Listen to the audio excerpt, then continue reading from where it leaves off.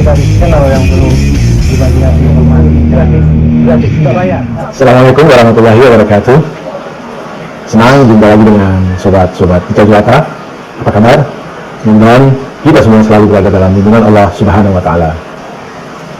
Barusan Bang Kica habis melakukan aktivitas rutin, berolahraga pagi, jalan kaki tentunya, lebih kurang 6 atau 7 km.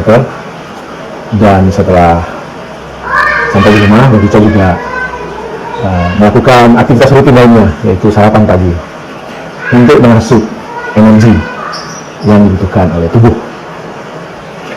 Sarapan atau makan, baik makan siang atau makan malam, baik yang dilakukan di rumah atau di restoran atau di kantin sekolah, di kantin kantor, pada dasarnya tidak bisa kita lihat sebagai peristiwa biasa yang rutin kita lakukan. Dimanapun kita sarapan, dimanapun kita makan, dimanapun kita melakukan aktivitas yang sifatnya makanan, maka tentu kita semua paham bahwa muasal dari apa yang kita konsumsi tersebut datangnya atau diprosesnya dari dapur. Ya, di dapurlah semua makanan yang kita konsumsi, baik di rumah maupun di restoran atau di kantin atau bahkan di jalanan, diproses. Dan hari ini kita ingin berbicara tentang aktivitas rutin kita berupa masukkan asupan ke dalam tubuh yang baik itu makanan besar atau cemilan. Pada dasarnya tujuan utamanya adalah untuk memasuk energi. Jadi makanan kita masukkan melalui mulut, lalu kemudian mengalir ke perut dan diproses dengan satu proses yang amat rumit dan ditransformasi menjadi energi. Dan dengan energi tersebut kita melakukan aktivitas keseharian kita, belajar, bekerja, atau apapun aktivitas yang kita lakukan. Saat ini Bang Kica berada di dapur, tetapi Bang Kica hendak bercerita soal dapur. Bang Kica mau mencoba melihat peristiwa makan atau tersajinya sepiring nasi di meja makan kita, baik di rumah ataupun di restoran atau di tempat-tempat lainnya, dan sepotong lauk pauk yang menemani nasi tersebut tidak bisa kita lihat hanya sebagai peristiwa biasa, peristiwa rutin yang hari-hari kita jalani. Dan kita ingin mengajak kita untuk merenungkan bagaimana datangnya sebutir nasi atau sepiring nasi di meja makan kita. Tentu nasi tersebut berasal dari beras yang kita proses menjadi nasi di dapur kita. Tapi bukan prosesnya yang kita ingin coba ceritakan atau kita telusuri bersama. Beras yang kita beli dari pasar tentu tidak dengan sendirinya datang di pasar tersebut. Para pedagang membelinya dari pedagang lainnya atau pemasok beras. Beras tersebut kita beli dari pedagang, dan di dalam beras yang kita konsumsi tentu terdapat harapan, terdapat doa dari para pedagang yang berharap dengan dagangannya tersebut dia bisa menyambung hidup, dia bisa menyekolahkan anak-anaknya, dia bisa meningkatkan kesejahteraannya. Dan tentu beras tersebut tidak serta-merta datang di tempatnya si pedagang. Dari truk-truk yang mengantarkan beras tersebut ke pasar, pedagang tersebut butuh kulit panggul.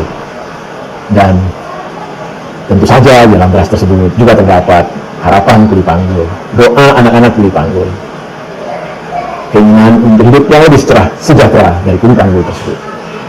Lalu bagaimana beras tersebut sampai datang ke pasar? Tentu kita atau tentu saja dibutuhkan truk-truk yang mengikutnya. Jadi di dalam truk tersebut ada harapan sopir dan kernet, harapan untuk hidup lebih sejahtera, ada doa dari anak-anak mereka agar bisa melanjutkan sekolah ke jenjang yang lebih tinggi. Dan tentu saja truk tersebut juga tidak serta-merta datang. Truk tentu datang dari industri mobil, dan di dalam industri mobil tersebut bekerja ada ribuan orang yang tentu saja juga keringatnya sangat besar peranannya terhadap sampainya beras tersebut di meja makan kita. Jadi ada ribuan harapan dari orang-orang yang bekerja di industri otomotif, ada ribuan wajah anak-anak, doa anak-anak dari mereka-mereka yang ayah atau orang tuanya bekerja di industri otomotif. Lalu bagaimana beras tersebut? Ujungnya beras tersebut berasal dari petani. Petani lah yang memungkinkan seiring nasi yang bertransformasi menjadi energi di tubuh kita. Tentu dalam beras tersebut juga terdapat keringat petani, harapan petani, bahkan mungkin air mata petani. Air mata memunajat pada Allah Subhanahu Wa Taala agar panennya bagus, agar harganya bagus, agar dengan harga yang bagus, dengan panen yang bagus, mereka bisa meningkatkan kesejahteraannya, mereka bisa menyekolahkan anak-anaknya. Dan satu hal lagi yang lebih penting, bahwa tanpa hamparan tanah yang subur, tentu saja beras-beras tersebut atau padi tidak akan bisa tumbuh. Dan tanah tersebut adalah anugerah Allah Subhanahu Wa Taala. Dan di Indonesia yang negeri khatulistiwa ini, alhamdulillah hamparan tanah sangat subur. Dan tentu saja tanpa rasa syukur kepada Allah Subhanahu Wa Taala, alangkah zolimnya kita yang tiap hari mengkonsumsi nasi yang asalnya dari padi yang tumbuh di tanah anugerah ilahi. Jadi seperti apa yang berbahagia, barangkali kicauan yang bisa ini dan bisa membuka cakrawala kita, membuka mata hati kita, bahwa kita hidup saling terhubung, bahwa kita hidup saling terkoneksi, bahwa dalam energi yang kita dapatkan untuk kita bisa melakukan aktivitas sehari-hari, sebenarnya terdapat banyak keringat, terdapat timbunan keringat pedagang pasar yang mau jual beras pada kita, keringat para kuli angkut barang yang memungkinkan beras tersebut sampai di toko, keringat para saudara-saudara kita yang bekerja di industri otomotif, keringat dari sopir dan kenek, keringat petani, dan yang paling penting adalah keringat dari kita sendiri yang setiap hari berikhtiar, beraktivitas untuk meningkatkan kesejahteraan hidup.